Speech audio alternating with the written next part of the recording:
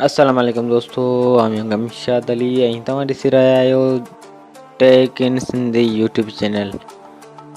तो दोस्तों अॼोके हिन वीडियो में तव्हांखे मां ज़ोंग जे सिम ते बिल्कुलु फ्री में बार फ्री मिंट हासिल करण जो कोड ॿुधाईंदुसि। सो वीडियो तमामु कमाल जी आहे। सो वीडियो खे लाइक कयो ऐं चैनल खे सब्सक्राइब कयो ऐं बर वारी घंटी खे हाल ते दॿायो जीअं हर नई अचण वारी वीडियो मां मिस न करे सघो।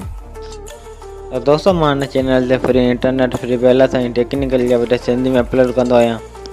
सो जेकॾहिं तव्हां सिंधी आहियो त असांजे यूट्यूब चैनल खे सब्सक्राइब करण न विसारींदा। तो दोस्तों तव्हांखे मां कोड ॿुधायां थो। कोड ॿुधाइण खां अॻु हिकु दफ़ा ॿीहर तव्हांखे चवंदो हलां त जेकॾहिं तव्हां वीडियो लाइक न कयो त वीडियो खे लाइक करे वठो। छो त वीडियो लाइक करण सां तव्हांजो कुझु कोन ईंदो, असांजी हौसला अफ़ज़ाई थी वेंदी ऐं असां हाणे ॿिया वीडियो ठाहींदा आहियूं। सो सभ खां पहिरीं तव्हांखे अचिणो आहे पंहिंजे मोबाइल जे डायलर में। ठीकु आहे, तव्हांखे मां त कोड ॿुधायां थो जेको तव्हांखे पंहिंजी ज़ोंग जे सिम ते लॻाइणो आहे। जेको तव्हां लॻाईंदा तव्हांखे बिल्कुलु फ्री में ज़ोंग जा मिंट मिलंदा। ठीकु आहे, कोड कहिड़ो आहे? कोड हीअ आहे स्टार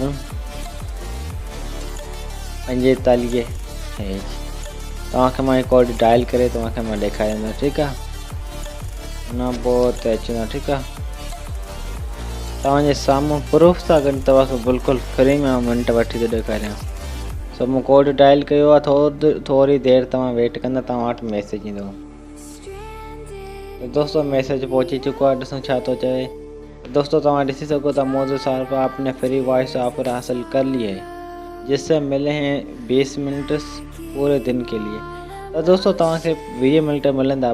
बहरहाल तव्हां 20 मिंट तव्हां ख़तमु कयो, वरी तव्हां इहो कोड लॻाईंदा न तव्हांखे फ्री मिंट मिली सघनि था। सो इहो अॼोको वीडियो कीअं लॻी पंहिंजी राय कमेंट में ज़रूरु ॾिजो।